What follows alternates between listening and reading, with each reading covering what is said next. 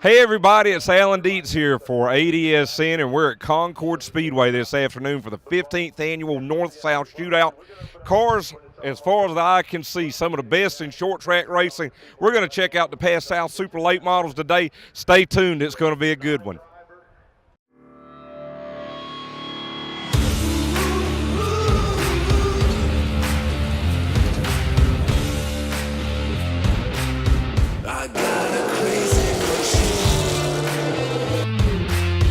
Something big is coming.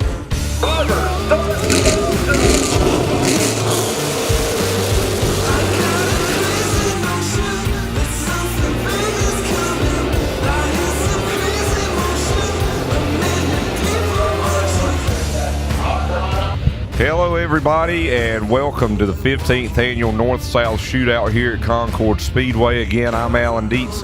Glad to be here with you for what should be a great day of short track racing. Derek Pernissiglio alongside, and I'll tell you, Derek, this Concord Speedway, a lot of special feelings for both of us. Oh boy, this has got a lot of special feelings all the way around, especially with you at the Past South Series, the Modifieds with me. I used to be the track announcer at this racetrack. It's going to be a lot of fun today, and the super late models, they always put on a great show here. This is the spirit of the old Big Ten Series.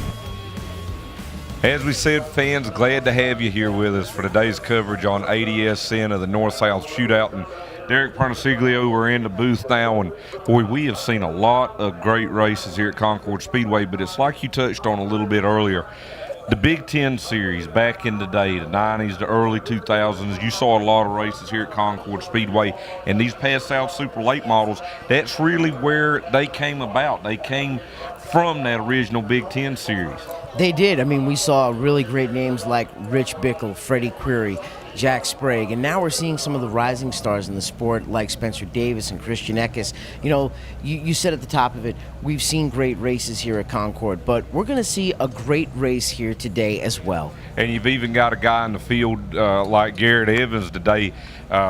I think he's probably pushing 60. He's came out all the way from Washington State. He ran in the Big Ten Series, so he knows this racetrack, it's changed a lot, hasn't it, Derek? Well, the track has definitely changed over the years. Of course, the weather coming into play, the surface actually starts to deteriorate a little bit. We've heard a lot of the drivers, both in the modifieds and the late models, say that tire wear is getting worse and worse around this racetrack. Yeah, track's got a lot of character, you might say now. Some bumps, some different things, and the track always had a lot of character. But we're going to go down trackside now. Drivers meeting underway. Some of the procedures for these drivers to know about today's race before we go green. Pit road speed is 20 miles an hour. Once we get started, I will slow the pace car down to 20 miles an hour. He will turn the pace car lights off. I will let you guys know. You need to read your tags, and at that time, 20 miles an hour is your speed. Remember, guys, under caution, you know, in the pit, the laps don't count. Teams are allowed to have only 4 change tires in pit stall at all times that are marked. The 4 change tires will be released during pace laps. Restarts. Cone, be the cone. Today with 2 to go, we're going to put the cone out. You guys will commit to the cone. Once you've made that commitment, do not switch lanes on me. Stay tightened up. You will come back to the line. The cone will be gone. We'll give you 1 to go. 1 to go lap. All cars must be nose to tail, no weaving, lagging, back, or maintain pace car speed at all times. There will be 1 green-white checkered, 1 attempt at a green-white checkered. If the leader has taken the white and made it through the dog leg and the caution comes out, the field is frozen and the race is complete. Now, Derek, you've got some experience behind the wheel, but those drivers' meetings, the drivers for some reason seem like they've got a short memory sometimes. They hear what they want to hear. Selective hearing happens sometimes, but you do have the veterans and the guys that are intently listening because they want to be able to follow the rules and the procedures properly as well, because they want to have a fair race just like anyone else does. Yeah, and I think it's very important today because you got a lot of drivers in today's field like Ty Majeski. This is his first ever Past South Super Late Model race. Eric Darnell, I think this is only his third, maybe his first in about 5 years. So you've got drivers in the field that maybe aren't as accustomed to racing with past. They race, but maybe not necessarily with this series. And as you said, all different series all over the country have different procedures and different things that they do in the race. Well, very true. They also have to know what rules apply for what racing series. Everywhere is different no matter where you run, but the most important part is you know the rules when you get to that person's sandbox that you're playing in. Time for those most famous words in sports. Let's go down trackside now for the command to start engines. On the count of three, I want you great race fans here at the North-South Shootout to get this field started and underway. Let's get them started. You know the words, the most famous words in auto racing in 3, 2, 1. Drivers, start And there, that's our old friend Steve Post with MRN Radio down trackside. And, you know, that's one of the things you love to see is making the fans a part of the command to start engine. Well, you also want to get the fans involved, and they want to have a good time. In the end, ultimately, the fans are what make the racing world go round. Now, a problem here for Dave Farrington Jr., that Energy Dynamics plant seafood machine not firing. And one of the things that we heard in the drivers' meeting today is if you have to get pushed off, you have to drop to the rear, and that's a tough break for him because he was going to start third today. Well, if you can't start under your own power, of course you are going to get penalized. It really is a tough break for Dave Farrington, but they've got 125 laps to get the job done. Patience is going to be a key here today. 125 green flag laps too, which makes a big difference. You may have anywhere 20, 30 laps under caution. They don't count. It's only 125 green flag laps. As fans here in the grandstands at Concord Speedway, we don't see racing here weekly as we used to, so these special events really the only time for fans to come out and enjoy action on a very unique racetrack. As you see here, we're at the bottom of the triangle, as it were. As you go through turn one, you go up to the top of the triangle. A very unique racetrack, and I'd argue maybe the most unique short track in the country. It definitely is. There is no other place like this that you will ever race at. It almost feels like two different racetracks jammed into one. I've said that going through turns 1 and 2 kind of reminds you a little bit of the old Flemington Fair Speedway where you just round the corner off. And then going down into turn number 3, there is only 3 corners here at the track. It's at that high bank that you actually run high and dive down for the bottom. Field circulating around the speedway now. Remember, our top 10 qualifiers, they redrew for their starting positions. Again, that goes back to some of the procedures. That's how PASS does it. We take the top 10 qualifiers and redraw for their starting positions. Matt Craig, the 5-time PASS South winner, defending PASS South Super Late Model champion, the fastest in qualifying. So after the redraw, Eric Darnell, the 2-time Camping World Truck Series champion, will go to the pole. And I think that's important. You kind of dictate the pace whenever you start up front. Oh, absolutely. You can actually judge how you want to run. Sometimes you're going to get that pressure from behind from second place if they want to run a little bit faster. But in a race like this, where you definitely want to pace yourself, especially when you're going to have just green flag laps that count, you can be a little more up on the wheel and you don't have to run as hard. Our flagman today, Timmy Hudson, in the flag stand. As we said, Eric Darnell, by virtue of the redraw, will start from the pole. And, you know, as you mentioned, Derek, you do sort of have the luxury to dictate the pace, but if somebody comes along behind you and they want to push it a little bit harder, you can always let them go. And you see that a little bit more. This is not your typical 35 or 50 lap weekly short track event. There is strategy, and you do have to conserve tires, especially on a rough racetrack, high speed racetrack like here at Concord.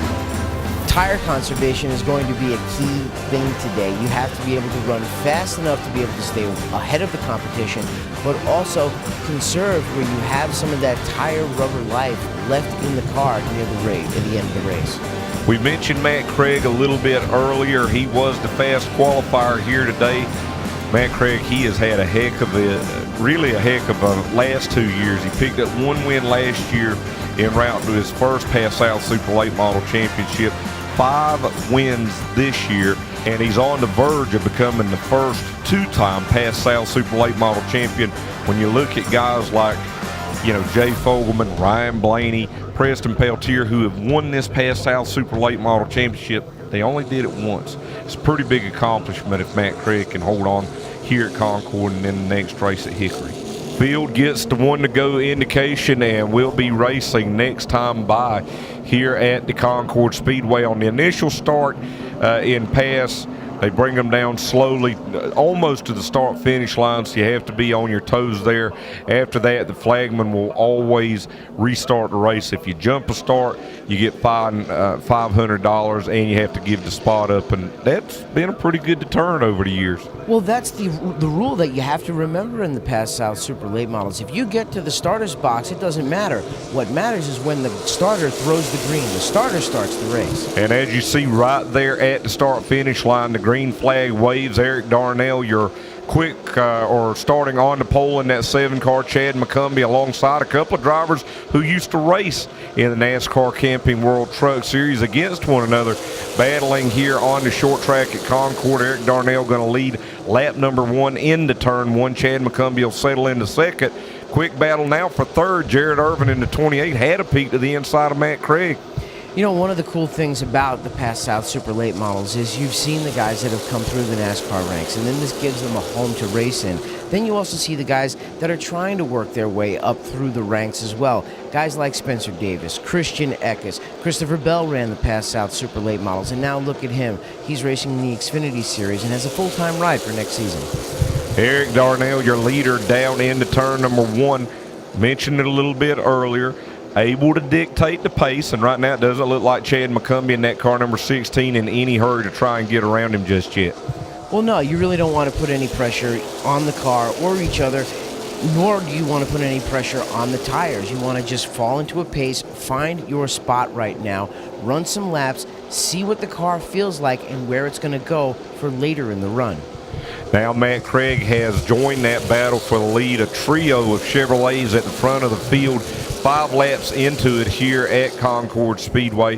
It's good to see guys like Eric Darnell and Chad McCumbee come back to the short tracks. They've had their time in the Camping World Truck Series, really didn't have the finances towards the back half of their career. And Chad McCumbee in that 16 car, he's an interesting story because you've done a lot of Mazda MX-5 series racing on road courses. You've called a lot of those races, and he's having a ton of success in those Mazdas now on road courses. Not his background. That's not where he came from.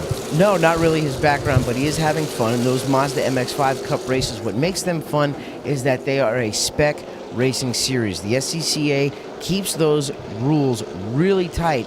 That way, what matters in that type of racing series is the driver and not the car. Well, Chad McCumbee's a heck of a racer. Whenever I announced at Myrtle Beach Speedway down in South Carolina, I watched him come up through, mini stock cars and get up into late model stock cars, and he had a lot of success there before going to the truck series, and right now races second here. Not a lot of experience in super late models. I believe his first start in a super late model was earlier this year, and he's ran a few, towards the end of 2015, but he's only got a handful of starts in these super late models. And a super late model, if you've ever seen a late model stock car in the Southeast, a super late model in layman's terms is lighter, it's wider, and it's got more horsepower. Put all that together, you got a heck of a fast race car. Oh, it's very much a fun race car, like you said. Really, they only tip the scales at about 2,900 to 3,000 pounds. They'll come here to the track with about 600-700 horsepower, so they are very lightweight. They're very fast, very darty. A lot of times, some of them have even called them modified with full fenders. Yeah, the tires are not as wide as you would see on an open wheel modified, but similar weight, similar horsepower as they go up through the dog leg, now down the back straightaway into turn 3. Again, a triangular shaped racetrack, as now we've got a battle for second. Eric Darnell the leader, but here comes Matt Craig down the inside of McCumbee. And we're also seeing Ty Majeski come into the fray as well. Ty Majeski has done some time this year in the ARCA Series. He's also raced in a couple of NASCAR Xfinity Series races, so he's also trying to test the NASCAR waters himself with actually the guy that Eric Darnell used to drive for over the years, Jack Roush. Yeah, with Roush Racing, Ford has invested a lot in Ty Majeski right now, as they're both able to move around and get by Chad McCumbee for second, so that'll move Chad McCumbee back to fourth. As there you see Matt Craig and Ty Majeski. Majeski in that 16 car for Will Jones, not a car that he typically drives, but between Will Jones Racing and Fury Race Cars, they're trying to work the bugs out of this 16 car, and I don't think you could find a better driver than Ty Majeski to do it with. And from where they started in practice on Thursday to today, they have really come a long ways with this race car, and I know you spoke with him a little bit earlier today. Yeah, we had a chance to chat quickly during the autograph session, and Ty Majeski said he always wanted to try running one of these Fury race cars, so they called Jeff Fultz. They were able to put a deal together, and he's out there right now trying one of these things. He doesn't really do much racing around here. He lives here now, though. He works over at Roush Racing during the day, but he commutes back to the Midwest a lot to go run his late model back there.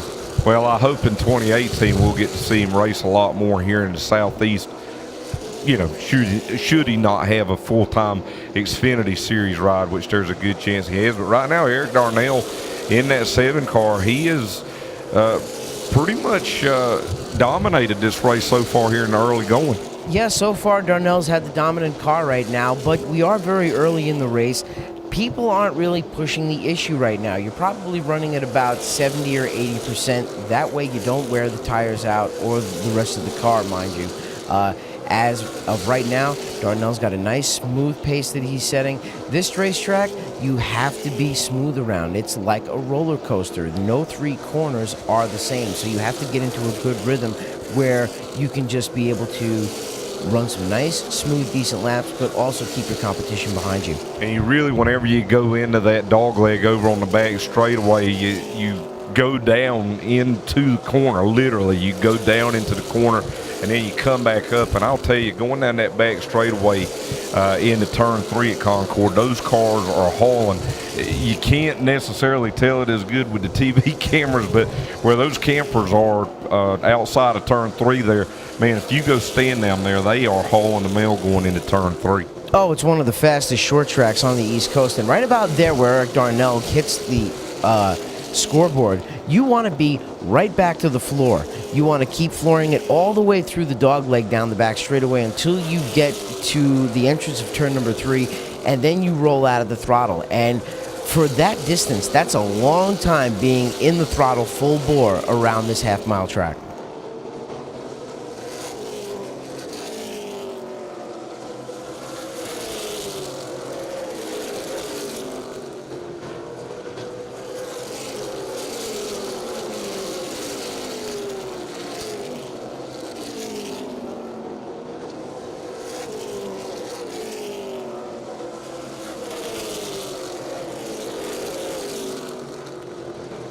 A look at the running order here, just around 100 laps to go in the North-South Shootout at Concord Speedway. There you see Cody Connor finished second last year in Pass South Super Late Model points, and he's one of those guys that came up the ranks just across the street at the quarter-mile racetrack racing Bandoleros, and it doesn't seem like it was that long ago. No, it doesn't seem like it was that long ago for a lot of guys in this field. I mean, if you look through some of the field or the kids that were in the autograph session today, they look like they're just old enough to have their learner's permit right now. And there's one, Jake Crum. I remember whenever I worked in the UARA Stars Late Model Stock Series, I believe he started racing with us whenever he was about 11 or 12 years old. Now he's a married man with a beard and a wife.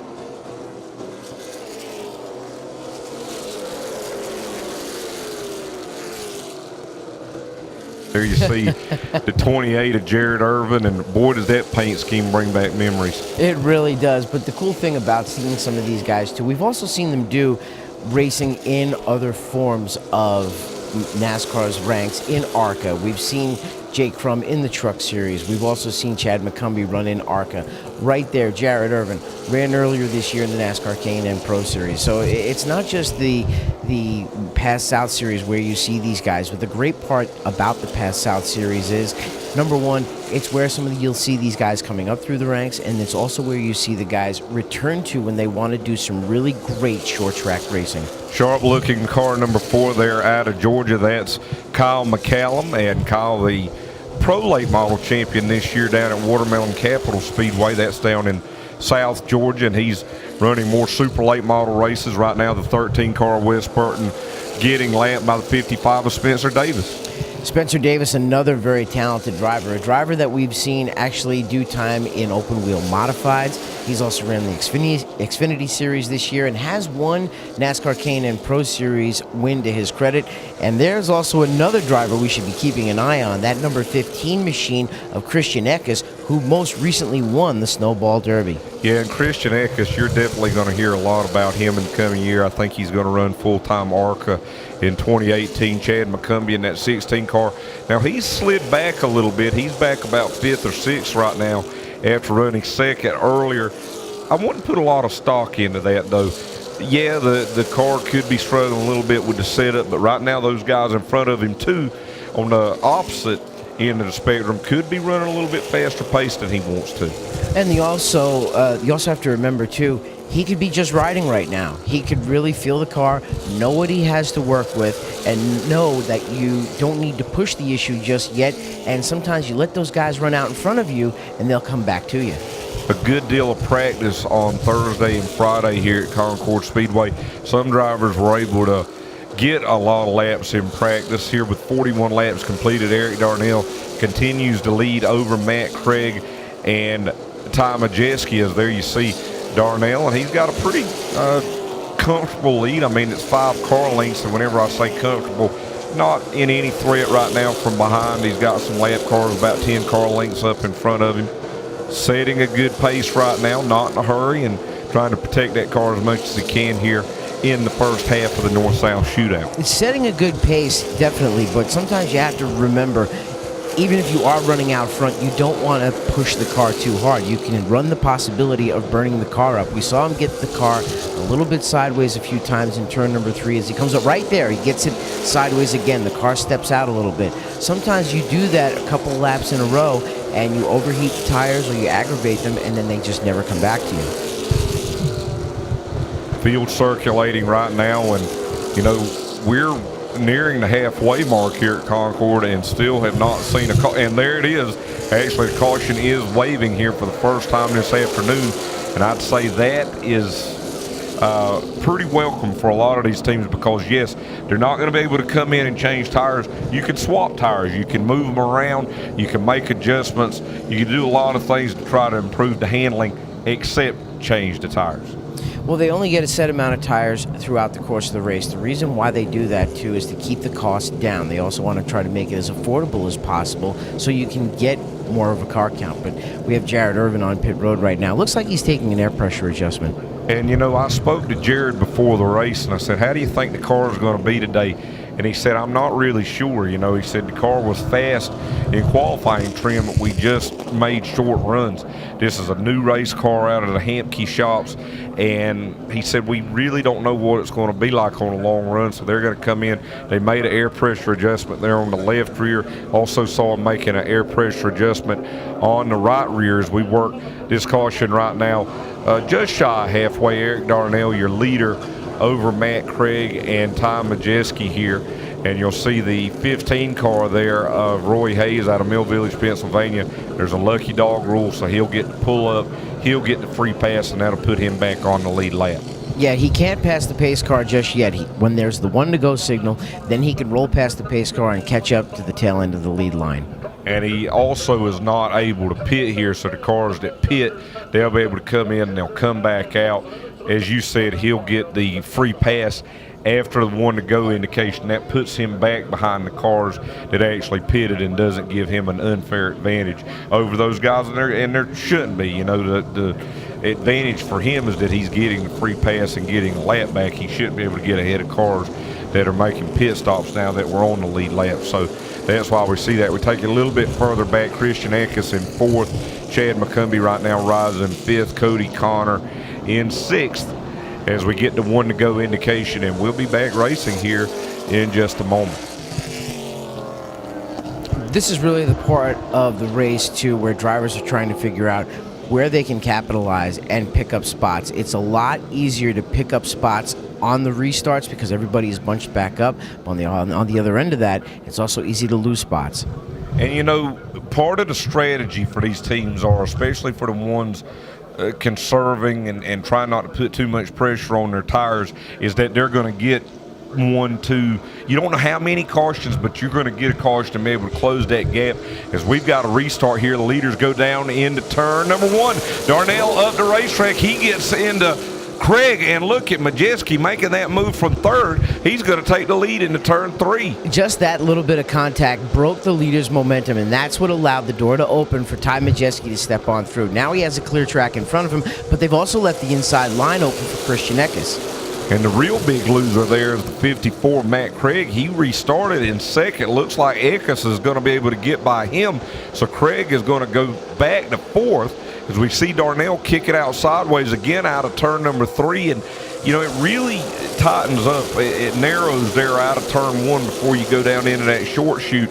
And maybe it was an aggressive move on Darnell's part intentionally, but maybe not. Maybe he didn't have enough room as he and Matt Craig, and you kind of expect that guy to give a little bit there. Matt Craig didn't give, and it almost caused him a big problem. Well, you have to take into consideration, too, that Concord, it is a big, fast half-mile track, but the groove itself is narrow. It becomes very tough to pass here sometimes. The groove is only about a car and a half width wide. So when you run down into the first turn, a lot of drivers, a lot of the times, will prefer that outside line so they don't scrub the car off and they don't scrub off a lot of speed as they go into turn 1 on the bottom. To give you some perspective, the Cup cars at Martinsville, a track similar in size to this, they average about 97 miles per hour. In qualifying, these cars average nearly 115 miles per hour. Yeah, in the Cup Series, this would be considered a short track. But for these types of cars, a half-mile racetrack is a bigger racetrack. They're used to racing on a third mile, a 3/8 mile, a 4/10 of a mile racetrack. This is a big racetrack with banking and a lot of speed. Well, that's the other thing, too. In a short track racer's eyes, a 1 mile track is considered a super speedway. If you're on the Cup, Xfinity, or even the truck level, a 1 mile track to you is still a short track. When you're in this realm of racing, you're in the realm of quarter miles, 3/8 of a miles, and half-mile speedways. There you see Darnell, the early leader, now all of a sudden about a straightaway behind Ty Majeski. And Ty Majeski, although this is his first start at Concord, his first past South Super late model start, he knows exactly what he's doing, and he got a great opportunity there to get by the leaders, and he's taking advantage of it and got a big lead, and then he can back off a little bit and again go back into that conservation mode as we watch this battle for third. Well, one of the things that he did say when we spoke earlier in the day is that he did a lot of iRacing. A lot of these young drivers, when you talk to them nowadays, they do a lot of iRacing to the tracks that they haven't gone to yet. And said it was pretty close. He said it was very close. And the other thing that he did was he hopped in the Ford simulator. The Ford simulator also has the ability to simulate the Concord Speedway as well. It doesn't give you the car feel, but what it gets you used to is your surroundings and the environment that you're going to be working in. Definitely not that seat of the pants feel that you get that so many drivers, really the successful ones, drive off of. You hate to be graphic about it, but it is your bottom that you feel a lot of the track surface, the character that it's got, and that is ultimately what you've got to have. But as you mentioned, these simulators give you the surroundings that helps you just kind of set your marks more or less. Well, you feel the car with the seat of your pants besides your hands. If you, a little contact out there. Matt Craig getting into the back of Christian Eckes, moved him up the track just a little bit to try to open the door on the bottom. And that's racing. That's how you want to do it. You don't want to go up and spin somebody out, but especially on a racetrack with a narrow groove like here at Concord, you kind of got to use that old chrome horn every now and again and ease them up a little bit. Well, it is a contact sport, and you are going to have things out there that happen like that. He nudged him, he got into the corner a little bit and got the car upset, was able to make the pass. You're going to have that in short track racing. But getting back to the previous thought that we were talking about with the iRacing and the simulators that they do, the one and only time that I actually did some type of racing simulation was for here at the Concord Speedway. I was going to run a street stock race one year, and before going to the track, I actually hopped on iRacing to try out Concord Speedway. Like I said, You feel the race car with the seat of your pants and with your hands and feet. You get a feel of your surroundings by doing the simulator. And I can honestly say, running that simulator did help me get prepared for how you drive into the corners and where you can let off and how you can arc it into the turns and where you run the groove around a place like this. There you see Washington State's Garrett Evans. We spoke about him a little bit earlier in the show, making the long-towed race out here at Concord, ran in the Big Ten Series back in the 1990s, a 7-time champion out in the Northwest, and always good to see him. You see Jake Crum there in the 01 car. Solid run for him right now in the top 10. And also have to remember for Garrett Evans, racing promoter, because he does promote the Wenatchee Valley Super Oval out in Washington State. And he's going to make the most of his time here in the East. He's going to race here at Concord, the Governor's Cup at New Smyrna. He'll be at the Mega Meltdown at Hickory in a couple of weeks, and then, of course, wraps it all up with the Snowball Derby the first weekend in December down at Pensacola. Ty Majeski, though, one of the guys that has really set short track racing on its ear the last couple of years, and having a great run right now out front as he gets back into some lap traffic. Going to try to put Roy Hayes a lap down now, just about 9 laps here past halfway at Concord Speedway, and Majeski with a good lead as he leads down into turn 1. Just going to say, Majeski is putting on a clinic out there this afternoon. I mean, he has definitely pulled out to over a straightaway advantage over Matt Craig. The biggest thing that Matt Craig would love to see right now is a caution to bunch the field back up again. Tony Uri Sr., longtime crew chief for Dale Earnhardt Jr., even Dale Earnhardt back in the old Busch Series days, working with Tony Uri Jr. now with Fury Racing, and was working on that 16 car. And just great to see those guys still involved with the sport and doing it at the short track level, and honestly, I think enjoying it maybe a little bit more. Oh, they're definitely having fun. And the namesake, Fury Race Cars, stems from the two people, the key people that are involved, Jeff Fultz and Tony Uri. So they took the F from the Fultz name and Uri, and they got Fury, and that's how they got the brand name for the cars. Used to be known as LFR. And LFR still located in the Northeast doing some stuff with modifieds, I believe, there, and still with some late models, as Roy Hayes, rookie this year, having a pretty good year, making the move up from Legends cars, and you've seen him a lot over at Millbridge and Outlaw Karts on dirt, as right now Matt Craig making the move by him. And, you know, I spoke to his dad and his crew chief a little bit earlier this week, and they really debated whether or not to bring Roy to this race or not. And just because of his limited experience, and this racetrack is so fast and it is so tough, if he can come out of here with that car intact and make 125 laps, that's a success. Well, also, they switched teams mid-season. They were driving for Kyle Beatty Racing. They decided to get some of their own cars. They hired Kevin Hollenbach, who was a crew chief of the NASCAR K&N Pro Series, has a ton of experience in late models as well. He's a pretty sharp guy, and they just started to gel together. They're starting to rebuild and get their team formed where they can get into a rhythm and run some of these races. And he's got 2 younger brothers, Stanley Hayes and George Hayes, both racing Legends cars and Bandoleros, and I think over at Millbridge too. And it's interesting to see these young kids nowadays, the Quaffles, taking advantage of every opportunity to race, and not just on asphalt, doing a lot of dirt racing as well. Well, that's the entire thing. If you're a racer, you're a racer. You can adapt. You can sit behind the wheel and be able to drive a super late model one weekend and a dirt car another weekend. That says a lot about your ability. I am a firm believer in running both dirt and pavement, because running on the dirt, it gives you that car control. It gets you used to feeling what the car feels like sliding underneath you. On pavement, it's a little different. You learn basically how to get the car locked down. You learn aerodynamics, things like that. And it's kind of a throwback, you know, guys in the 50s, 60s, and 70s, even on the local level, a lot of them were not a committed dirt racer per se, or a committed pavement racer. I know Dale Earnhardt in this area here around Concord Speedway, the old Concord Speedway, Metrolina Speedway, Myrtle Beach Speedway, he was not just a set type of driver. He raced on both dirt and asphalt at the same time. Well, back then, of course, they made a living at it. That's the way they did it. So you didn't race, you didn't eat. So they didn't look at it as racing on dirt or pavement. They just looked at it as going to compete for some money. Nowadays, it's gotten so finite to where you have to have a car for dirt and for pavement.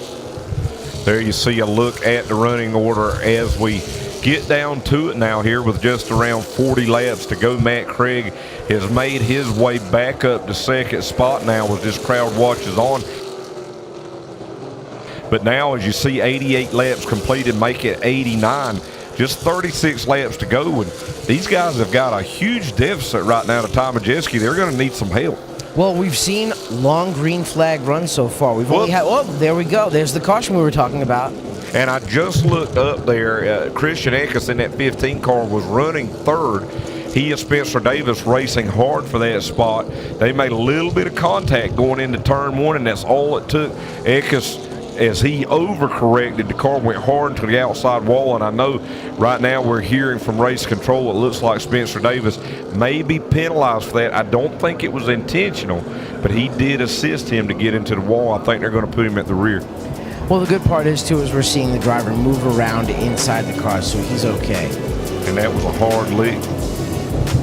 We'll be back with more here on ADSN for the North-South Shootout. The finish coming up next.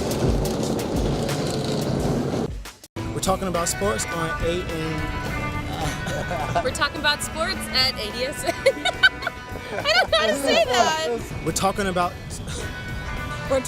sports in, oh God, I forgot. ADSN. What is it? ADSN. ADSN, okay. Yeah. We're talking about sports. Talking about sports. We're talking about sports. Talking sports. Talking about sports. We're talking about sports on ADSN. Talking about sports on ADSN.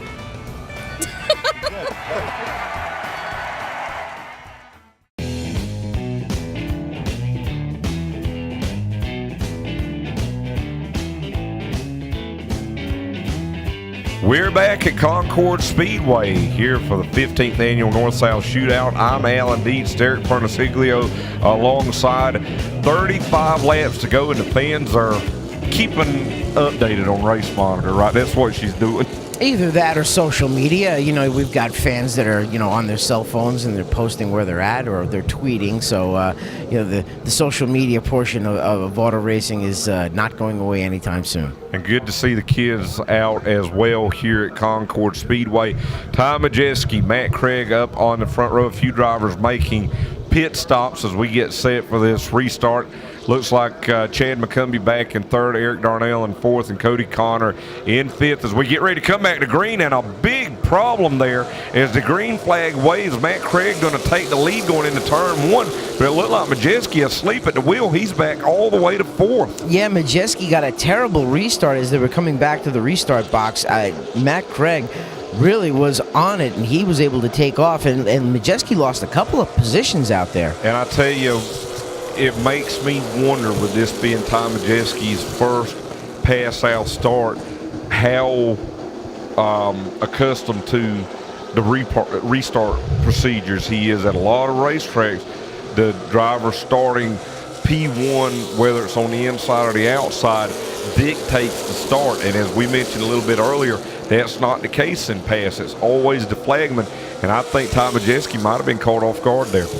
That's exactly what it could have been. A lot of series have different rules. You know, the Pass South Super Late Model Series has a rule where the starter starts the race. Some of the guys that race in other series, they have the rule that the leader restarts the race. So it all depends what it is for the various series. 33 laps to go, and to have a guy with zero experience virtually in pass to a guy who's on the way possibly to his second series championship, I think we might have just saw that discrepancy right there. You're not going to find many things that Ty Majeski's not good at, and I'm not saying he's not good at restarts. I'll guarantee you if he races a Pass South Super Late Model event again, that will not happen.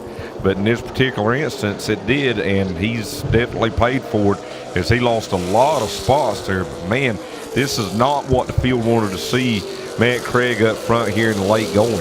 That's what you call a learning experience. The next time he does run one of these races, he'll always have that in the back of his mind. He'll never do that again, but that's allowed Matt Craig to take off from the rest of the field. And Alan, you know, it really does do the heart good to see that CNC boiler number 54 having so much success out there again this year. I mean, we saw that car completely dominate the NASCAR Southeast Series when the Elite Divisions were around. Whoops. Oh, problems on the track. Looks like it's the 8 of Tate Fogelman going around out of turn number 3. A couple of cars made some contact. He's the winner of our most recent Pass South event at Orange County Speedway, but not really been the day that Tate Fogelman wanted to. That's a new Fury race car that they're trying to work the bugs out of, and looks like there's still a few bugs in it. He wanted to save the car he won at Orange County for the big race at Hickory coming up in a couple of weeks, and some cars going to take this opportunity to pit, including JP Yostiasa in that car number 24, making a tow all the way down from Ontario. He's only missed a couple of races this year, and always glad to have JP with us. And there's the guy they call the other Burton. That's Wes Burton out there on the track, on the pit road right now, getting an air pressure adjustment on that car. Obviously, the handling not to his liking, but this is the break in the action that a lot of these drivers need sometimes to be able to regroup, gather their thoughts, talk to the crews on the radio about what the car feels like right now and what they can possibly do to make it better. See the fans watching it over. Caution out. We've got just a few laps left to go here at the North-South Shootout. We'll be back with more on ADSN.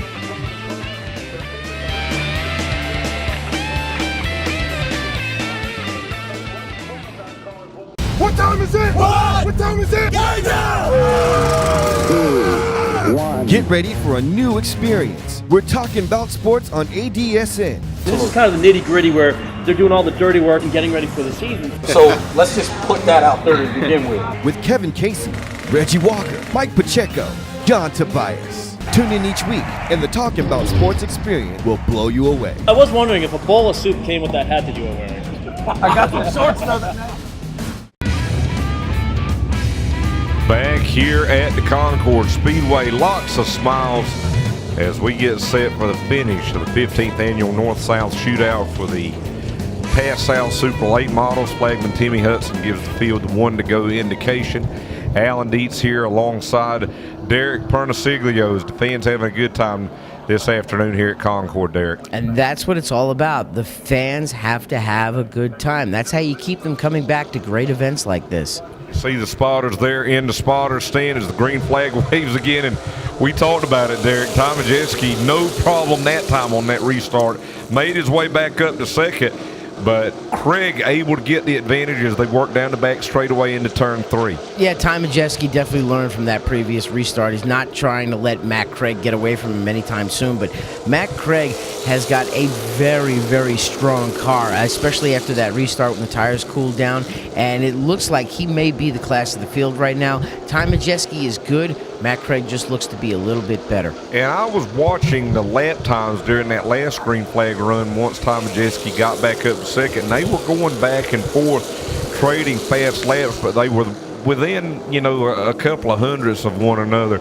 So really evenly matched race cars. But there, one of the things that I've heard from a lot of teams this year as to why Matt Craig and that 54 team have been so good is forward drive. What is forward drive? Forward drive is getting the rear tires to hook up and get traction when you put your foot back to the throttle. When you hit the gas to get going, you want all that horsepower to hook up to the ground and grip and launch the car forward.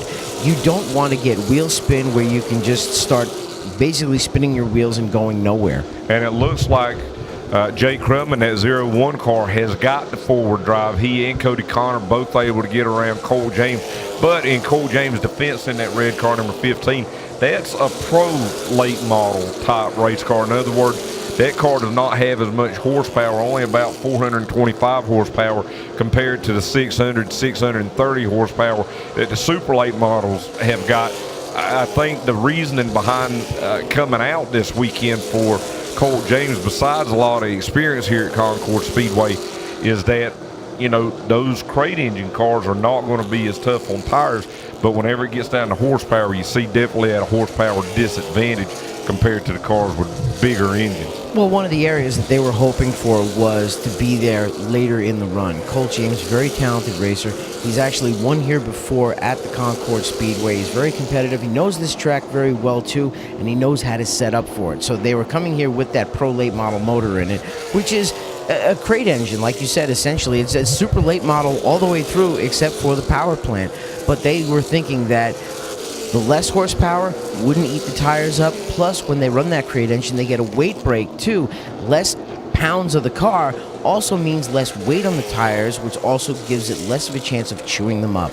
They don't get as big a weight break as they used to, so those crates don't have as big an advantage, but still a little bit of an advantage whenever it comes to the weight. As you see Matt Craig working here around the Speedway, and I would argue that Colt James, probably of all the drivers in today's field, might have more experience here at Concord than any of them. As Craig works around and as the laps wind down towards the end of this thing, that car looks good. And right now, Ty Majeski not making any ground on that 54 car.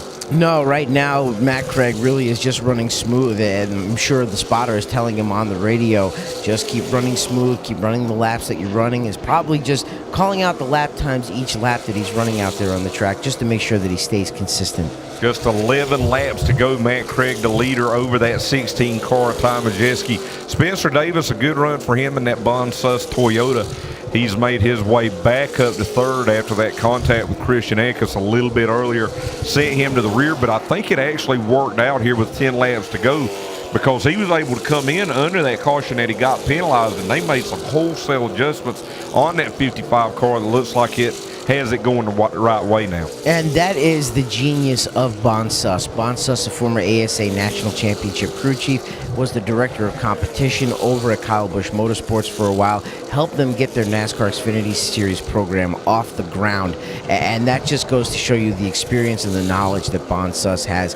They realized that they were going to be in the back of the pack, might as well come in, make the proper adjustments that you need, and they've got a very, very talented driver with Spencer Davis behind the wheel that knows they can get it back to the front. Just 7 laps to go. Matt Craig continues to lead, and you saw one of the cars they were lapping, that 7 of Eric Darnell, and he led and was so dominant in the first third or so of this race, and now all of a sudden that car's a lap down, set up going away. Even on that 54 car, you see him kicking it sideways a little bit, but it's going to go away now is when you want it to go away, not 20 or 30 laps ago like it appears to have done on the 7 car of Eric Darnell. Right. Nobody is in conserve mode anymore. You're less than 10 laps to go. We're also watching a lot of the guys in the top 5 sliding the cars around. The fuel has burned off. The back end of the car is lightened up. The tire wear has gone as well. So these guys are pretty much driving around like they're skating. If you can see, when they come off the corner, the car breaks a little bit sideways right there.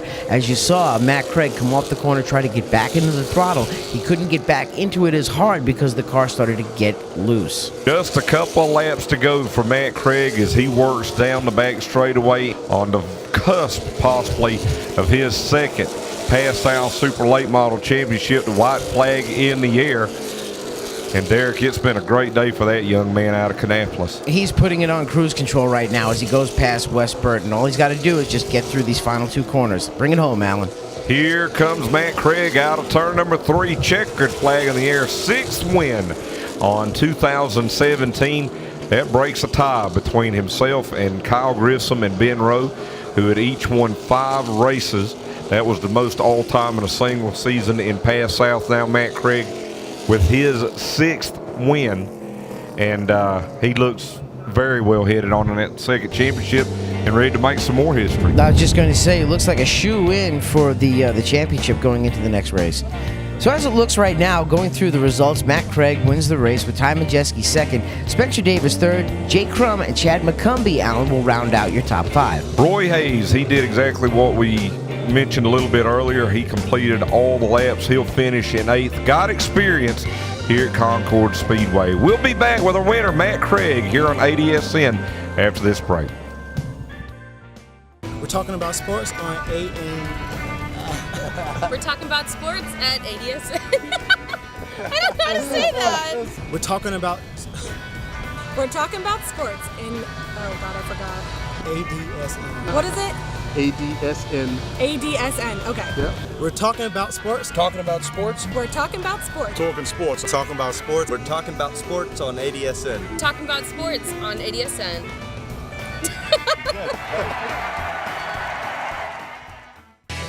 Fans having a good time here at the 15th annual North-South Shootout. We've had a good time as well. Great short track racing this afternoon. Souvenirs always a big part of it, Derek. Oh, yeah, that's a great part of going to a short track race. You get a chance to walk away with a piece of the event. Let's take a look at our final results. Matt Craig taking his 6th win of the season. Tom Majeski will finish in 2nd. Spencer Davis coming back to finish in 3rd. Good run for Cole James in 7th. We talked about Roy Hayes in that 15 car. He finished in 8th. Tate Fogelman will come home in 11th. Christian Eckes in the 14th spot after his accident. Other notables in the field were Wes Burton, Dave Farrington, Jordan McCallum, but let's go down to Alan. He's actually left the booth, and he's going to meet Matt Craig in Victory Lane. Well, Matt Craig, he's seen a lot of races here at Concord Speedway with his family on team. Jeff Fultz, Clay Rogers. You go through the list of guys that have won here in this car, and you've finally been able to do it for the family. How big is this for you? Well, this means a lot. I mean, this track means so much to my family. We've always had success here, but a little bumpy the first few times out here for me, but I think we finally got it conquered, and we figured it out this time.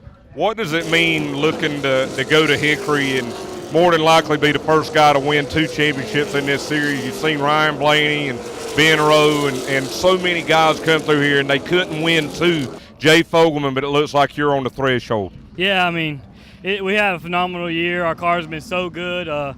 We really just been doing our homework, testing, getting everything right, and just really doing our homework, making these cars good, and I'm just the lucky one that gets to drive them.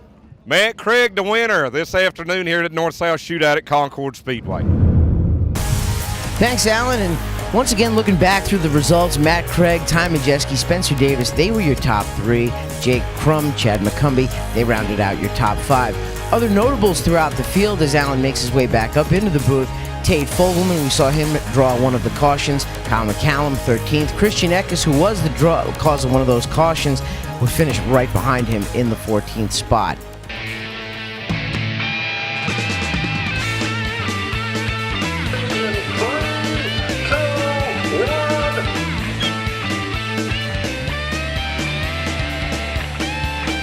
We want to thank you all for joining us here on ADSN. I'm Derek Perniciglio, along with Alan Dietz. We'll see you next time.